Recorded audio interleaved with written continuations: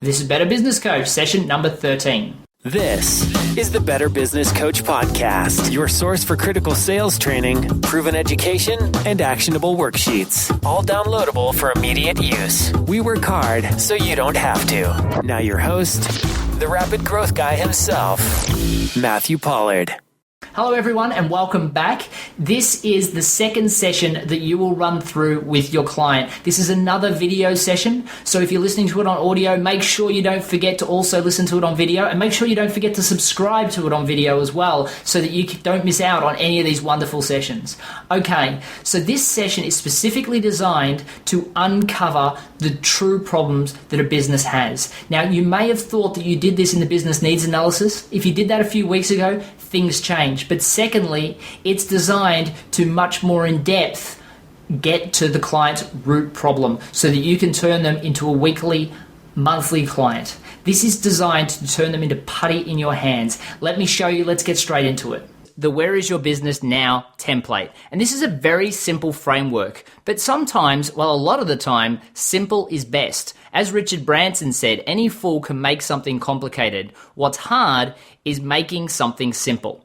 Now, don't forget as you're going through this that you made a promise as part of your business needs analysis, which we covered in sessions 7 and 8, that you would help them during this session fix what their biggest challenge is, or at least what their biggest challenge was when you had the business needs analysis. So make sure you incorporate that before this template or after this template and the other templates that you're going to be doing as part of your first session. That's right, this is only part of the first paid session that you'll do with a client. And because it's only part of your first session, this template actually focuses again on short and sharp unfreezing, which is what we discussed primarily in session 12, how important unfreezing is to getting people to buy into creating change or deciding that they need to pay for you and engage you to go about doing that. Now, what we're doing in this Where is your business now template, at least at the start, is reminding them how important working with you is. So we're going to ask a lot of questions about the problems that they're experiencing in their business, again, just so that we can get them to re-unfreeze before we go through the rest of the templates that we will cover as part of the first session. And this will incorporate a group of different templates that I will give to you as we proceed over the coming weeks. Now, this is super important that you don't interrogate the customer. Don't dwell on anything. Just ask the questions quickly and then move on to the next one. All you're trying to do is get a quick opinion and decide what to focus your time on. What's the low-lying fruit that you can make the customer believe that you are doing the job that you told them you were going to do as part of the business needs analysis. So again, this is about quick, sharp snapshots. What can we fix now? What I always find after doing this worksheet with a client, I feel like I've got them as a long-term client as they really want to keep going to the next templates, which are the ones that I'll give you over the coming weeks in the same session. They're not looking to get away from you at this point. They're looking at, okay, well, we've got, 2 hours set aside to do this. Let's really hammer through these other templates because I can really see I've got lots of problems. I want to get working on this straight away. What you're noticing here is they've embraced the fact that they've got challenges and they want to fix them. So let's have a quick look at question 1. And this is going to look very, very familiar to you. And the question is, what are your major challenges at the moment? Now, you'll notice we asked this question, and as a matter of fact, you promised to fix their major challenge from the business needs analysis in this session. However, things change every day in a business. 2 weeks, which is how long ahead I suggested that you booked this session or your first session, paid session with a client in the business needs analysis, things will change. 2 weeks in a small business is a millennium, and you need to look at what the current challenges are. It really doesn't matter where they were 2 weeks ago. Everything could be different. Staff may have left and they may have staffing issues. They may have had somebody not pay a bill and now they've got cash flow issues. So you need to ask the question again. However, What I find comes up a lot of the time is cash flow is a major issue. I've got money stresses. I've got bills coming in. I'm really, really struggling under the pressure of paying all of these bills. The next thing I find comes up a lot is I'm working 90 hours a week. How do I stop working so hard? And the third one is the staff aren't doing what they're told and they never listen to me and I can't rely on them. When you ask this question, don't help them. Just go with whatever they say and dot point down what they say and what you believe the underlying problems are. You're going to want to talk here, but don't. It's purely an information gathering process because you're going to use this at the end to fully unfreeze them so that we can proceed into the next documents. You're really just trying to find out what's keeping them up at night. And by talking, you can't hear what they're saying. And again, we spoke about active listening quite considerably in the last sessions. So make sure that you listen to what their core challenges are. If you interpret, if you help, if you suggest, you're not going to come up with the underlying problems and pinpoint exactly what you can do to fix. This is really an exercise in active listening. So let's scroll down to question 2. So here what we're trying to do is we want people to rate as in great, needs attention, or bad for each one of these key areas. What you'll notice from these key areas is we've really broken it into departments or silos, if you like. And again, this is their perception. So just go with it. You're going to want to chime in. You're going to want to say something. You're going to want to challenge them every step of the way here. However, this is not in your benefit. What you're really trying to do is get an understanding of where they are currently at.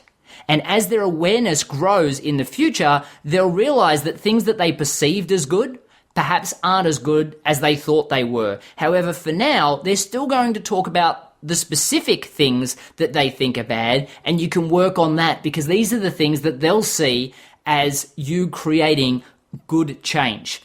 What we want to focus on here, though, is a pure scaling exercise. We want to focus on a 1 to 10 scaling and stay as detail-free as possible for now. Don't forget, we're going to get our hands dirty real soon. But again, we're unfreezing. We want to hear what they have to say. We're going to be telling them lots in the future. We want them to believe that we completely understand their problem before we start telling them how to fix it. What we're really focusing on here is just a general feel. So numbers is all you really need. You don't need all of the detail. Unfortunately, what you'll find is a lot of people can't tell you a number without telling you a story.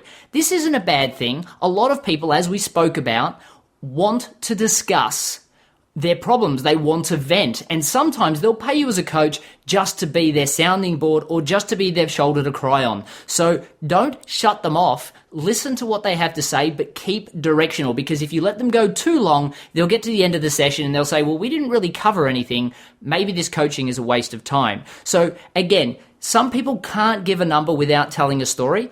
But what you really need to do is listen for a period of time and then direct them to giving you a number. Other people will just give you a number and you can move straight on, which is ideal. So let's have a quick look at these specific departments or silos. So the first one is finances, and this is going to really highlight cash flow, issues with money, all that sort of thing. And again, all we're trying to do here is get a number. We're going to talk in more detail in the next question. So realistically, are my finances great? Are my finances bad? And this is going to be a big one that says I need attention or they're bad.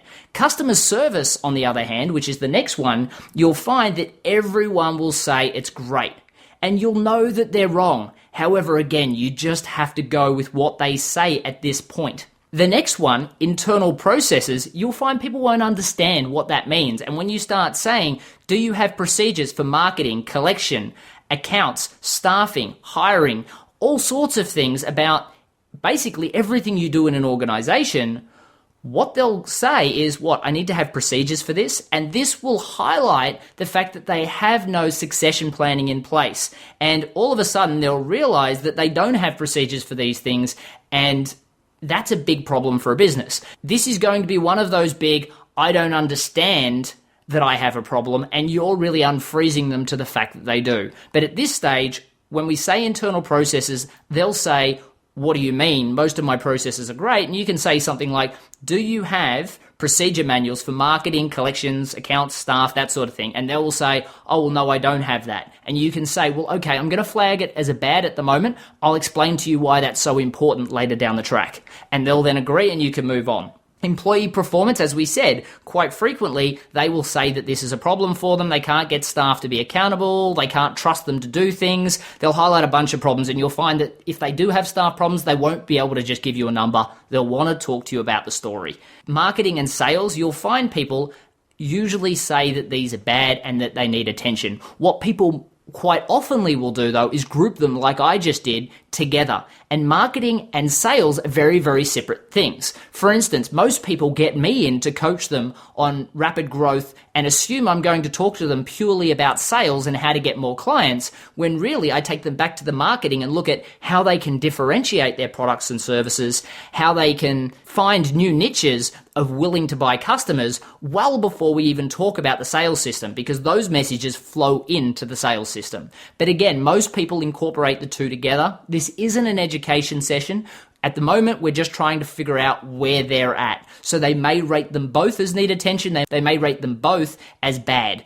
And that's fine. We can just accept that, and then we can move on to the next question. So let's scroll down now to the final question. And what this really is it says, if the ratings need attention or bad, write down dot points of what you have noticed in these areas. So this question, really what you're doing is, if it says needs attention or bad, you're going to write down in dot points what you've noticed. And this is an involvement process about what things they say they're struggling with and what things you've noticed as a result of that. So you can say, okay, so in finances, you said that they're bad. What about them are bad? And then what you want to do is absolutely go into silence and allow them to speak. We covered this in session 9, active listening. We talked about this in detail. If you don't take a second and pause to give them the opportunity to calculate their thoughts and give you a well thought out answer, you're doing yourself a disjustice, because you're not getting to the real problem.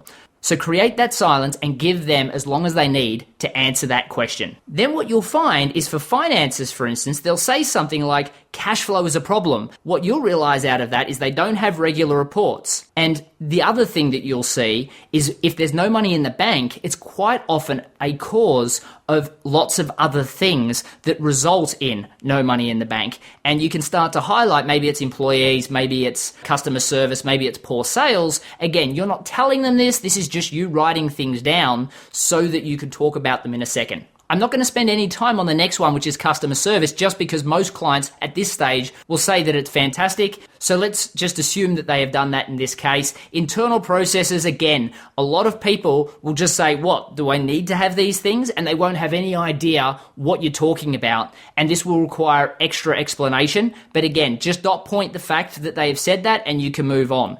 So the next one, employee performance. They'll say things like, I'm not getting what I want out of them. They're not reliable. And you just dot point all these things down. Again, all we're doing is data collecting at this stage. So marketing, we're then talking about, are you getting the word out? Is it working? Sales, are you getting enough at the right price? So many people are getting lots of sales, but they're barely making a margin, and that's why their profits are low. Other people are making sales, making huge margins, but don't get enough customers, and this is a major problem also. So again, all we're doing is we're highlighting specific problems that we can talk about later. And now that we've completed this and we've got all of these dot points down, we're going to bring them back to their major challenge and how it's connected to all of these specific things that they've rated as need attention or bad, and then all of the dot points in question 3 about the specific things that they've highlighted and things that we've noticed. So again, a lot of the time it's going to be, I'm working too hard, I'm working 90 hours a week, I never have any money in the bank, cash flow is an issue, staff never seem to do what I say, they never seem to hold themselves accountable, if I'm not there they won't work, and all of these things we can link back into. But let's say they say one of their major challenges is cash flow, and we find that they say that the staff don't hold themselves accountable, they don't do the work as effectively as I do, so I'm always having to do things myself. You can link this back to cash flow and say, Due to this, you're not getting the cash flow that you need because you're paying all of this money for staff, and you will by now know those numbers pretty well about what they're paying staff. And you can say, you've got 5 staff that you're paying $50,000 a year each. That's $250,000. And you're saying they're only operating at about half effectiveness. That basically means that you're throwing away $125,000 a year, and you can't rely on them, which means you've got to be here. So what we really want to do is we want to focus on making sure that these staff are A, accountable, and B, as productive as possible, so we can double the amount of workload that we give them before we need to hire yet another staff member. Plus, we need to make sure that they're accountable so that you can actually take some time off so you don't have to be in your business 90 hours a week. So all of a sudden, what we're doing is we're transitioning that we may be costing, $600 an hour, or as we just spoke about in session 13, you may be charging for an entire package, maybe you're charging $3,000, and straight away, the low-lying fruit that we've just highlighted is $125,000 saving. Do you think that they're going to feel that they're getting their money's worth? Of course they are. This is such a wonderful unfreezing document. I focused on customer service once with a client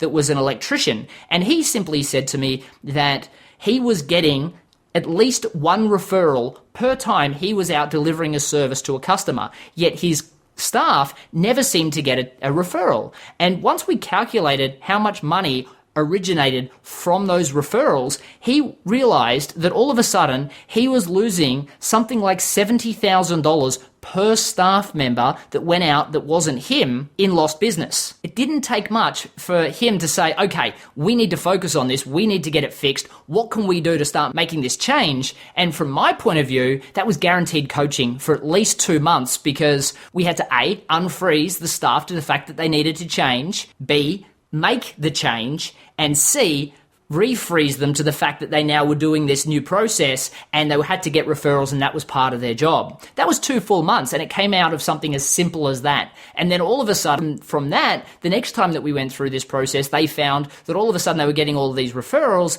Now they had all these issues with debt collection, and we had to talk to them about getting money up front, and then we had a whole new group of sessions available. So this will always work with transitioning a customer from, okay, I've got a challenge, to, okay, let's work together to fix it. And what you'll find is very quickly, as you go through just the numbering system in question 2 and move into question 3, you'll see that they're starting to get antsy and they want to move in to the next form to actually start fixing things and identifying how to fix things. So this is a hugely beneficial worksheet to re-unfreeze them to the fact that changes are needed to motivate them to move forward into the next and the next and the next sheet. This should really only take about half an hour, maybe 40 minutes of the 2-hour session. However, it's enough to motivate them to be as interested as possible in all of the other sessions, as opposed to shirking, if you like, and not being that interested and really still questioning you about whether or not they paid this money for a good reason, as opposed to just got themselves convinced last time and they can't remember quite why that was.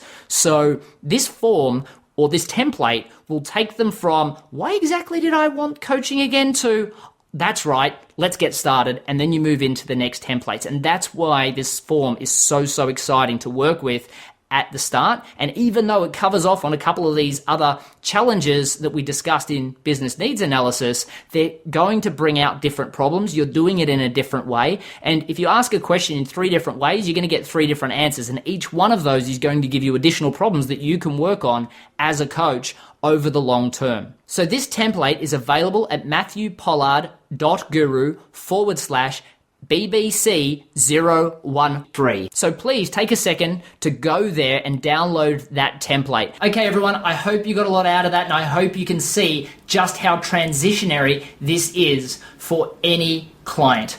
It's really going to take them from saying, I'm not sure if I have a problem, to, can we get started? What's the first step? And depending on your skill, you will either transfer them into a paid client straight away, month by month, week by week, year by year, whichever one works best for you, or into one paid client for one other session where I will show you how to transfer them into a continuous client. But I hope you got a lot out of this session. If you liked what you listened to or what you saw, depending on whether you're listening to the video or the audio podcast, if you haven't subscribed to both, make sure that you do so, because there's a lot more available in audio, and also to make sure you don't miss out on any of the video content where I run through these amazing worksheets. However, if you got a lot out of this content, I'd really appreciate you reviewing it on iTunes and providing the star rating you think it's worthy. Thank you very much again for your time, and I look forward to seeing you in the next session.